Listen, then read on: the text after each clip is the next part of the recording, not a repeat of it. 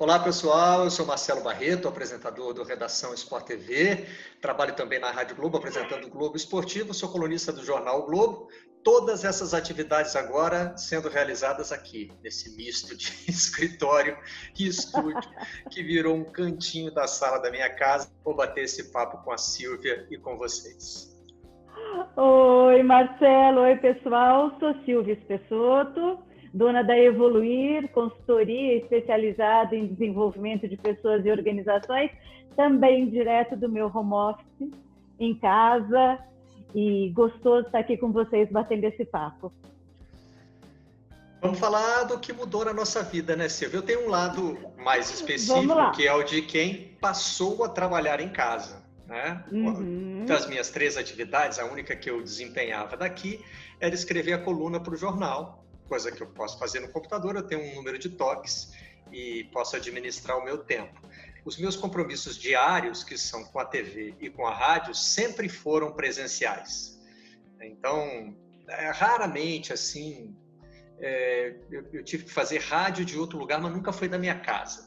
Eu tive que fazer em outro estúdio, ou lá no Sport TV a gente tem uma conexão com a Rádio Globo, então já trabalhei remotamente, mas não nessa circunstância de estar na minha casa, né? E isso, do ponto de vista do empregado, do trabalhador, é uma mudança que está afetando muita gente pelo Brasil e que me chama a atenção pelo seguinte, Silvia, parece que isso sempre esteve aí para acontecer, né? Há quanto tempo a gente já fala disso, né? O trabalho vai se tornar cada vez mais remoto e tal, e ele não acontecia. Agora vem um fator externo de altíssima relevância que fez com que a gente passasse a usar todos esses recursos quase que de uma vez só, né? Verdade, foi um baita acelerador, né, Marcelo? Porque, na verdade, as empresas vêm falando em home office, sobretudo nas capitais, e até por conta da globalização, você fala com o mundo, não só com o colega do lado, né? E também sobre as relações de trabalho. Eu preciso daquele cara que trabalha comigo 8 horas por dia. Não, né? De repente a gente estava mudando uma legislação trabalhista, tornando tudo isso mais flexível e, inclusive, a questão do home office, que até então a legislação trabalhista trazia muitas dificuldades para a empresa alocar seus colaboradores em casa. E agora, para o bem e para o mal, chegou tudo isso.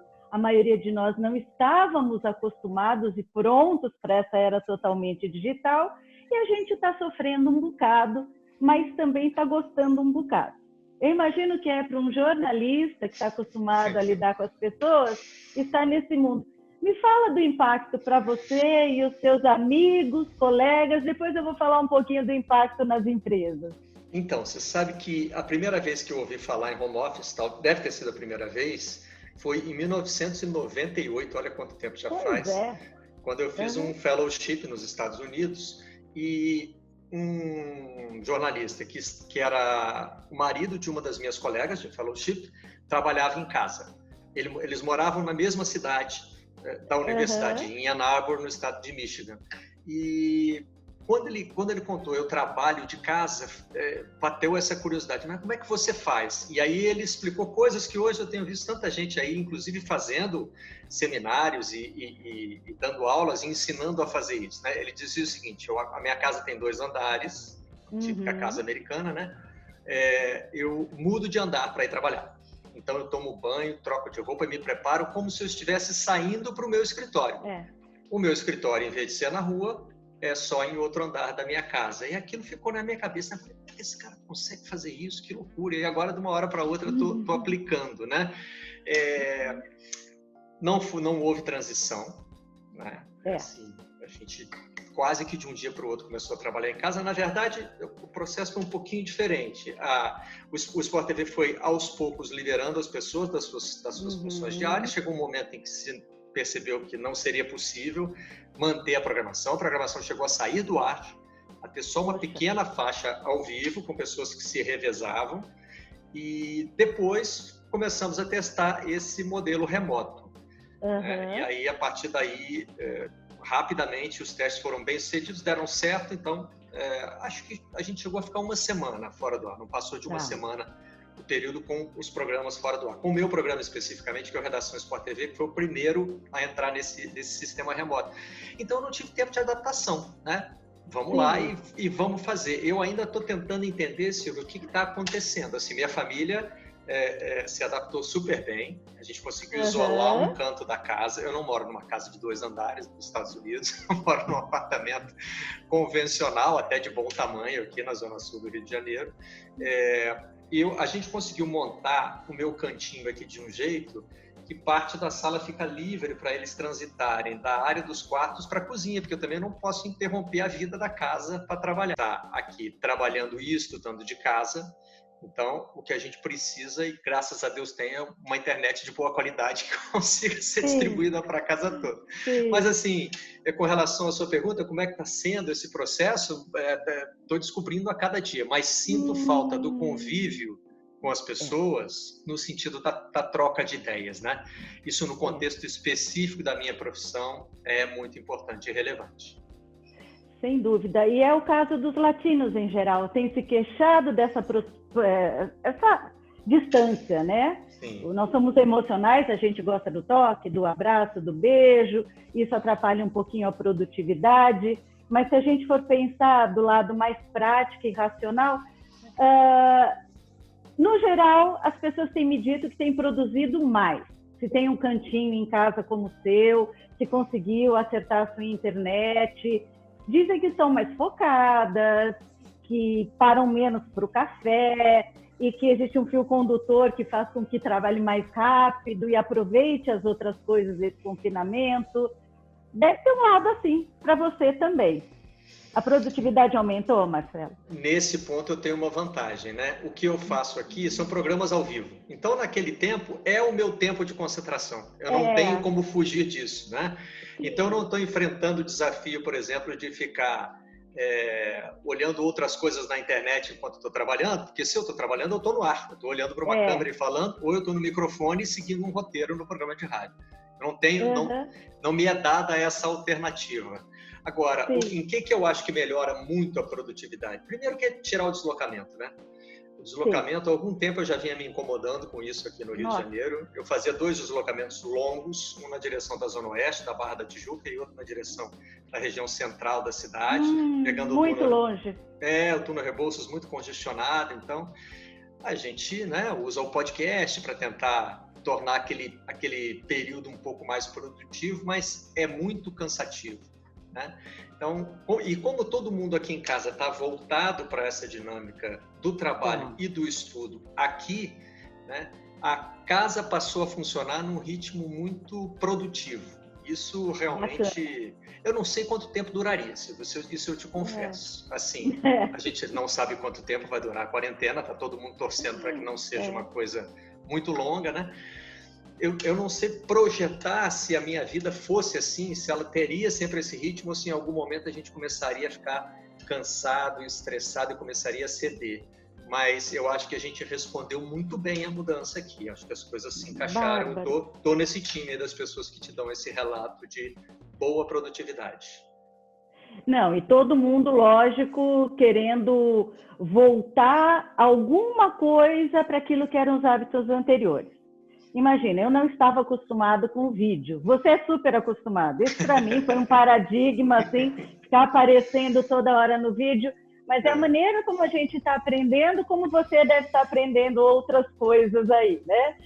Mas me diga uma coisa, você já consegue entender o que você leva desse aprendizado para o momento que a gente sair desse confinamento, retorna ao trabalho, o que de útil fica e o que muda com essa nova visão? Que a gente vai ser meio diferente quando sair daqui. Não sei exatamente o que, mas a gente vai ser meio diferente. Tem muita gente com medo de o que vai ser diferente, né? Minha mulher fica apavorada com essa coisa da falta do toque. Ela fala, eu sou uma pessoa de abraço, eu preciso abraçar as pessoas. Parar de se relacionar dessa maneira talvez seja uma mudança comportamental, cultural muito grande, né? Não sei o que vai acontecer. Lógico que tem um lado econômico também que gera uma preocupação geral, mas com relação a aspectos assim mais do dia a dia, o que eu acho é que sempre que vem uma crise como essa, a gente derruba alguns preconceitos na utilização de ferramentas. Eu acho que essa quarentena vai trazer isso como resultado, né? Em vários ambientes, não só o ambiente das telecomunicações ou das comunicações, como é o meu caso, mas acho que muita gente, como você, vai passar a entender que a ferramenta de vídeo é uma ferramenta, né, prática, fácil de usar, rápida, que economiza tempo, que economiza deslocamento, né? Às vezes a gente, me parece que a gente tem assim um certo vício do presencial. É presencial porque sempre se fez assim.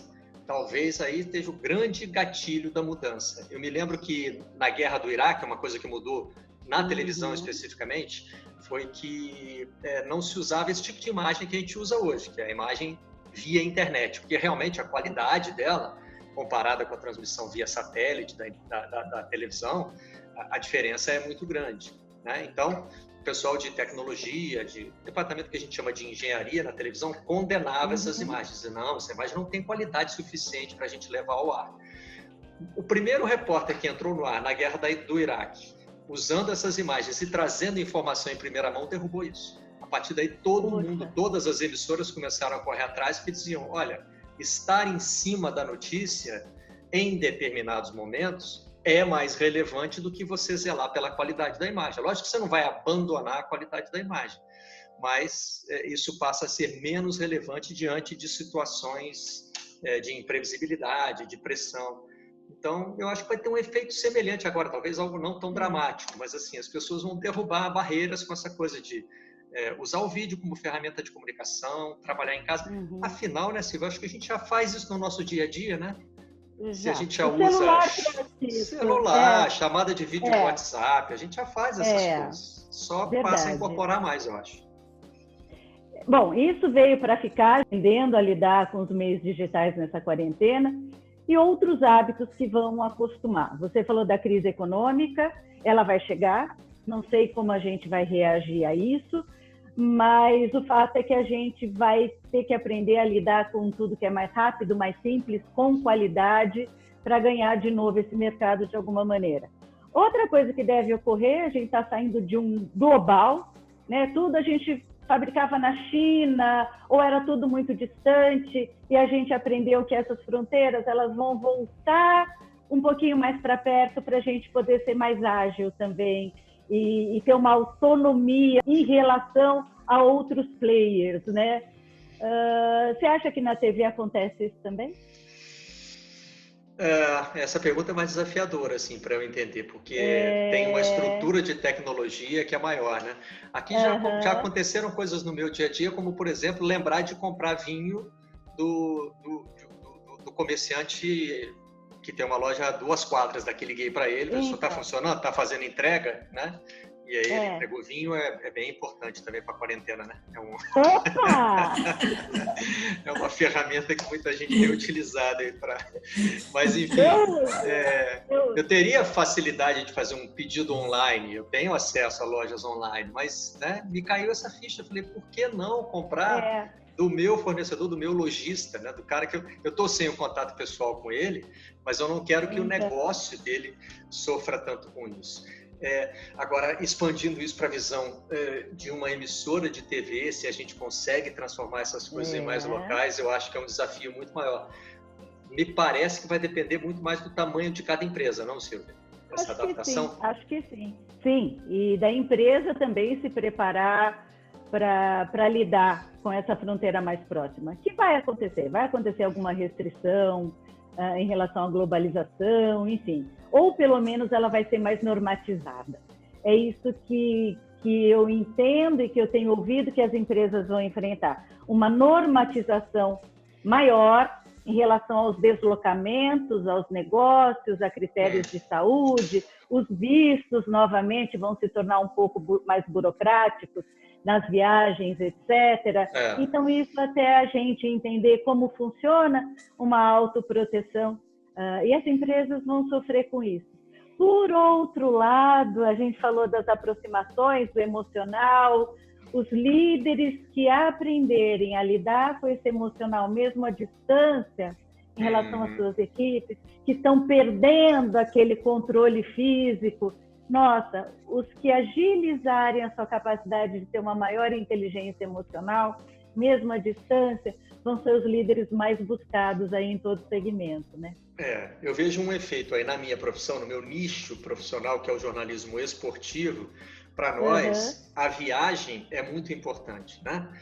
Por exemplo, a gente já tinha, a nossa empresa já tinha definido quem ia ao Japão cobrir os Jogos Olímpicos. Agora, os Jogos Olímpicos passaram para 2021, né? Então, a gente tem que esperar e essa lista vai ser divulgada de novo. A gente não sabe se o tamanho da cobertura vai ser o mesmo. Eu nem tenho autonomia para falar nisso. Isso é uma decisão de chefia. Né? O que eu sei é que eu estava na lista e estava me preparando para ir para o Japão. Aliás, minha mulher também tinha um contrato com a ODS, que é a empresa que faz a transmissão de vídeo da Olimpíada, e ela vai trabalhar ainda. Na verdade, os contratos foi só postergado para 2021. E a gente planejava levar os filhos. Então, assim, estava tudo voltado para julho de 2020. Agora a gente adiou tudo para julho de 2021, ainda para entender como vai funcionar, como vai ser, né? Até agora a gente sabe que o contrato da minha mulher está mantido, mas eu não sei nem como é que vai ser o ano letivo em 2021, né? Saber quando vão ser as férias dos meus filhos. Enfim, tem muita coisa ainda, coisas que a gente jogou para depois. Agora, a questão das viagens, ela é muito importante. As nossas transmissões de eventos ainda tem uma característica presencial muito grande, né? Nossos narradores, nossos repórteres, nossos comentaristas viajam. E, na verdade, já havia um impacto nesse processo, porque a tecnologia hoje permite que você não precise levar tanta gente. Então, tornou mais fácil e mais econômico você fazer transmissões. Por exemplo, na Copa da Rússia, o Grupo Globo não alugou nenhum dos caminhões que ficam estacionados nos estádios para fazer as transmissões. Recebia o sinal direto no Brasil e já começava a trabalhar com as imagens aqui. Né? Isso provoca uma economia grande, mas, por outro lado, vários profissionais deixam de estar na Rússia para trabalhar. No Japão, a gente já não teria espaço dentro do IBC, que é o Centro Internacional de Transmissão. Tudo isso facilitado pela tecnologia. Agora, aqui eu estou vendo aqui um lado também meio egoísta de quem gosta de viajar, de quem gosta de estar no evento, de quem gosta de comparecer. Esse mundo já está mudando para nós. E eu acho que depois dessa crise vai mudar mais. Nossa, exemplo maravilhoso. Eu acho que esporte imita as outras corporações, as corporações imitam o esporte. Eu acho que isso vai acontecer em tudo. Falando de atletas, já que você veio com a Olimpíada, poxa, atleta, colaborador de empresas, um período aí que a gente está desaquecendo alguns músculos, aquecendo outros. E como que vai ser essa preparação para 2021? Como que você acha que os atletas, depois de toda essa estafa emocional que não deixa de ser, né, Marcelo? Como que a gente se prepara para sair firme e forte para essa Olimpíada, para a minha empresa, num outro modelo? Como será que vai ser isso? O esporte é um espelho da sociedade. E aí eu me acostumei a rebater com o seguinte: tudo bem, o esporte reflete muita coisa que tem na sociedade, mas o esporte é menor do que a sociedade. Então, alguns problemas específicos do esporte a gente consegue resolver aqui primeiro, antes de consertar o mundo, né? Porque senão, eu acho que tende a um pensamento errado de, bom, o esporte só vai ter jeito quando o mundo tiver jeito. Aí, né? Aí cancela, porque não vamos chegar lá. Vamos tentando resolver nossos problemas aqui, né? Nesse momento, acho que o esporte vai ser um exemplo interessante para se olhar, porque talvez seja a última ou uma das últimas coisas a voltar. O entretenimento, de forma geral, né? Porque a gente está falando de agrupamento de multidão. Hoje não tem nenhuma previsão de você afirmar com segurança que 40 mil pessoas vão poder frequentar o mesmo lugar, com distância mínima entre um e outra, tendendo a se abraçar, né? Porque tem a emoção passando pelo mesmo lugar, roleta, sabe? Usando banheiro, lanchonete, todo mundo aglomerado. Acho que isso vai impactar o entretenimento de uma forma muito grande e o esporte dessa maneira particular. O que eu vejo hoje nos nossos debates, né? O que são os nossos programas hoje, já que não tem esporte rolando? O principal debate é sobre quando e como o esporte vai voltar. Que condições existem? O que a gente precisa? Já foi feito um levantamento, por exemplo, no campeonato alemão, de que hoje você precisa de 250 pessoas para um jogo de futebol sem público. Aí você conta jogador, comissão técnica, equipe de arbitragem, as pessoas que vão abrir o estádio, né? Porque mesmo que o público não entre, o estádio tem que funcionar. E eles estão fazendo um projeto para reduzir para 150, para ver se o futebol consegue voltar ainda sem público. Então, todos os esportes nesse momento estão enfrentando algo que me parece que qualquer indústria vai enfrentar, né? Sim. Tem continuidade, porque o esporte sofreu uma parada geral mesmo, né? Mais do que outras áreas da economia. Mas acho que todo mundo, Silvia, em algum momento vai precisar refletir sobre isso. Quando eu volto? Como eu volto? Qual vai ser o impacto econômico na minha indústria? Né? As pessoas vão querer comprar ingresso para jogo de futebol, mesmo quando estiverem liberadas para ir. Gente sem emprego vai cancelar plano de sócio-torcedor ou pacote de transmissão por TV a cabo, né? Acho que tem muita pergunta para ser feita, e o que eu vejo, assim, eu acho que quem vai voltar com mais eficiência no mundo do esporte é quem já começou a se fazer essas perguntas e já está pensando nas respostas, mesmo que amanhã essa resposta não valha mais, sabe? Exato. Olha, já planejei aqui tudo para voltar em maio, aí chega o Ministério da Saúde e diz, em maio não volta nada. Tá bom, então eu já estou com tudo planejado para voltar em junho, e assim vai. Eu acho que esse é um processo que vai ocorrer em várias áreas. Fica a reflexão, então, né, Marcelo? É claro, estar no presente, entender a consequência desse presente, como a gente lida com ele, mas já imaginando como que a gente volta, o que a gente vai ser no futuro, de que tamanho, que cultura minha empresa vai ter, que tipo de formação eu vou ter que trazer para os meus colaboradores, que tipo de treino, e como que a gente volta a fortalecer nossos músculos novamente. Eu acho que vai ser o mesmo dilema. E fica a questão, a gente tem que aprender, viver e aprender. E no esporte em especial tem o problema da falta de liquidez, né?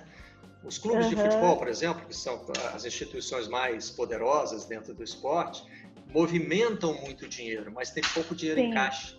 Então, clubes milionários hoje estão negociando com seus atletas cortes de 25% de salário, porque não tem dinheiro em caixa para fazer o pagamento. O dinheiro depende das transmissões de TV, que hoje não existem, depende dos patrocinadores, que estão cancelando contratos. Então, assim, é uma área que vai ser bastante impactada e que vai precisar buscar soluções com muita rapidez, né? Sim. Porque vai querer voltar, vai precisar voltar. O esporte não pode ficar parado, né? Então, vai precisar buscar essas respostas em algum lugar. Marcelo, eu diria que em relação às empresas, a gente vai ver muito processo de fusão e aquisição. Empresas menores se juntando a maiores, justamente para ter liquidez, para ter um caixa para poder retornar. Então, a gente vai ver um mundo das grandes empresas e das pequenas se alterando na forma de outras marcas que vão se juntar. Talvez aí eu já acho que o esporte também não é um bom exemplo, não, porque imagina um time se fundindo com outro. Mas as empresas, assim, a saída vai ser essa. Para a gente chegar num extremo. Imagina assim que Corinthians e Palmeiras resolvem que o único jeito de continuar é se juntar. Não tem.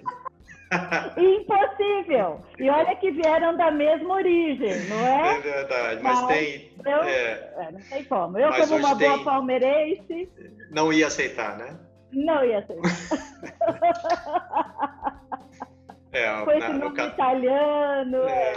Do esporte com essa questão da competitividade, né, da marca associada à rivalidade, vai ser difícil, mas existe já um temor hoje de que os clubes pequenos não resistam à crise e fechem as portas. Fecha as portas. Chega um momento em que o negócio deixa de ser viável. O que seria uma pena, porque existem muitos clubes pequenos que são muito tradicionais, né? Exato. Apesar de terem bases menores, torcidas menores, mas a tradição é muito grande. Esses também vão ter que usar da criatividade, né, Silvia? Tem que... Claro. Acho que essa também é uma projeção que a gente pode fazer. Você está falando de fusões e aquisições, mas assim, empresas grandes e pequenas vão enfrentar desafios diferentes nessa retomada, né? E muitas vão fechar, provavelmente, ou virar uma outra coisa. Aquilo que o mercado demande com mais força aí, sem dúvida. O que vai ocorrer nesse mundo específico do futebol é que cada um vai buscar a sua solução, porque a sobrevivência daquela marca é muito importante, né? Sem dúvida. Então, eu não imagino, por exemplo, que um clube da Série A do Campeonato Brasileiro chegue ao ponto de ter que fechar, embora alguns deles tenham situações financeiras bem delicadas, né? Sim. Mas esses clubes vão procurar as soluções mais criativas possíveis para continuar existindo, para continuar atendendo sua base de torcedores, porque é uma relação que vai além da relação do consumidor, né? Não é só uma questão de demanda, né? A ligação é mais afetiva. Fica outro aprendizado aí, né? A criatividade, a inovação continuam a ser competências importantíssimas para a gente sair dessa, inventar um novo jeito e ficar mais atento a tudo aquilo que é risco, também vai ser uma tendência que vem para ficar. Ficar mais alerta para eu não acabar me dispersando e acabando por fechar minhas portas, ou seja lá o que for. Fazer uma gestão de risco mais eficaz. Silvia, me chamou a atenção que você disse assim, algumas empresas vão fechar e assim, você não alterou seu tom de voz, porque é uma leitura que você faz de uma situação de mercado, né? Sim. Mas isso vai ser um drama para muita gente, né? Não faz parte da nossa preparação também trabalhar o medo, trabalhar a ansiedade com essa crise que está para tanta gente falando em crise. Acho que muito. Tanta gente fala de crise quanto fala de pandemia nesse momento, né? É o que mais eu tenho trabalhado com clientes, essa questão de estar bem emocionalmente agora e como eu também transmito confiança para um cenário futuro para a minha equipe, não é? A gente sabe, o brasileiro está acostumado a passar por crise financeira e em todo mundo os profissionais estão aprendendo a se reinventar. A gente sabe cada vez menos as empresas têm uma relação de CLT, aquele funcionário 8 horas, com salários altos, com benefícios altos. Cada vez menos essas vagas são abertas e as pessoas estão partindo para um trabalho solo, com mais liberdade para trabalhar para vários empregadores, como um autônomo ou uma empresa PJ pequena, né? E essa é a tendência. Então, a gente fala que a empresa vai fechar, mas é alguma coisa que a gente já via no Brasil. Agora, talvez, seja uma crise um pouco mais profunda, mas esse tipo de relação de trabalho já vem mudando e é outra coisa que o confinamento veio acelerar. Marcelo, é buscar aquilo que eu gosto de fazer, que eu sei fazer, e eu virar um produto para oferecer o que eu sei fazer a diversos players aí, né? Isso a gente vai ter que aprender e tem que saber ser seu próprio marketing, tem que saber se atualizar por conta própria. Não vai haver uma empresa que vai te tutelar o tempo inteiro, né? Verdade, eu tenho até refletido sobre isso. Eu estou do lado privilegiado da quarentena, né? Eu trabalho numa empresa grande, que tem estrutura, que não fez proposta para reduzir meu salário. Meu salário continua entrando na data certinha, no mesmo valor de antes. Estou tendo a oportunidade de trabalhar de casa, né? Então, quer dizer, e assim, tenho na minha casa toda a estrutura que eu preciso. Tenho os megas de internet que são necessários para que eu trabalhe, para que as crianças estudem. Tenho acesso a serviços de delivery, né? Para não precisar sair de casa mais do que o necessário. Então, assim, eu entendo a minha parte privilegiada nessa quarentena, mas acho que tem muitas pessoas, né, que estão vivendo uma quarentena muito diferente no sentido da incerteza do que vai ser o futuro, né? Esse processo de reinvenção sob pressão, né? Com essa tensão, ele não é fácil, né, Silvia? Você acha que vem um mundo com mais empatia? Eu acredito que sim. Né? De olhar o outro, de trabalhar um outro tipo de economia, porque, querendo ou não, nesse confinamento, a gente está aprendendo a se ajudar, ou pelo menos a ser mais forte emocionalmente e entender o ponto de vista do outro. Hoje eu li um artigo muito bonito de um jogador de basquete que jogava nos Estados Unidos, na NBA, que é a liga mais rica do mundo, e foi jogar na China. Ele é americano, descendente de chineses. Então, ele estava na China no momento em que a pandemia eclodiu, ainda como uma epidemia, né? Ainda como uma coisa exclusivamente chinesa. E ele conta no artigo que a primeira reação dele foi: parou o campeonato, que bom, estou de folga, vou voltar para a Califórnia e ver minha família, né? Ver fast food, que é uma coisa que eu não posso fazer enquanto estou treinando. E que aí a pandemia chegou aos Estados Unidos, e aí ele viu no entorno dele, ele viu acontecer, ele começou a se preocupar com a família, com os parentes, e aí, né, a ficha caiu. E primeiro, ele percebeu como ele tinha sido egoísta no primeiro momento, né? E segundo, começou a ver aquele impacto e sentiu esse chamado que você está dizendo de ajudar. Sim. E aí, como ele também é descendente de chineses e ele já testemunhou alguns casos de preconceito com os chineses nos Estados Unidos, como se, né, os chineses tivessem sido quem levou o vírus para lá, ele trabalhou essa questão da empatia e ele se saiu com uma conclusão muito interessante. Assim, ele disse o seguinte: essa pandemia, ela não respeita a posição política. Não adianta agora um lado brigar com o outro, porque isso não é isso que vai fazer o vírus ir embora, né? O que vai fazer o vírus ir embora é a ciência achar uma solução para isso, e todos já estão trabalhando nesse sentido, né? Mas enquanto isso não acontece, o momento é de tentar não abarrotar os hospitais, de tentar não deixar trabalhadores temporários sem uma cobertura, sem ter o que fazer. Então, isso exige uma mobilização da sociedade. Então, é um jeito que eu tenho aí de ver esse copo meio cheio, como você.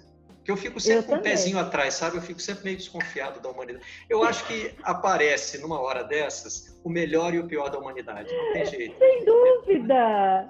E para isso que existe crise, para evoluir, não é? Não é isso que a gente vai ter que tirar disso? E se tem um lado melhor, vai ser esse. Da gente aprender a compartilhar, a ter outro tipo de relação. Eu acredito muito nisso. E nos estilos de gestão e tudo mais. Acredito muito, Marcelo. Mas imagina a força que uma transformação global pode trazer para a gente. E é confiar, né? Acredito que sim. Até porque se a gente, nesse momento, tem que ficar esperançoso, você não acha, não? Claro, se ficar encolhido dentro de casa esperando o pior, aí a gente não sai dessa. Vai dar certo. Eu quero fechar deixando essa esperança.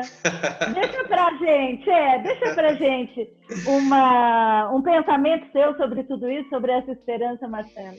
Como jornalista esportivo, como um fã de esporte, né? O que eu penso hoje, assim, esse não é o meu objetivo principal, mas assim, o que me foi tirado em termos profissionais? A bola não está rolando, né? Não quero ver a bola rolar de novo, mas acho que todos estamos levando uma grande lição de humildade dada pelo mundo, pela natureza, para quem acredita em Deus, né? Por Deus, por alguma divindade, de que precisa mais, de que essas coisas não vêm dadas para a gente, né? De que a gente precisa ajudar a construir as condições para que a bola role, para que a roda da economia gire, para que a gente consiga ganhar nossa vida, para que a gente consiga sair de casa. Então, eu acho que o ensinamento que essa crise vai trazer pode estar bem direcionado aí, na gente entender mais o nosso papel como parte de uma comunidade mundial de pessoas. Poxa, Marcelo, obrigada pela conversa, foi uma delícia. A gente percebe que sempre esporte, empresa, gente tem muita coisa em comum e a gente sai fortalecido desse bate-papo e a gente se vê de novo. Super obrigada.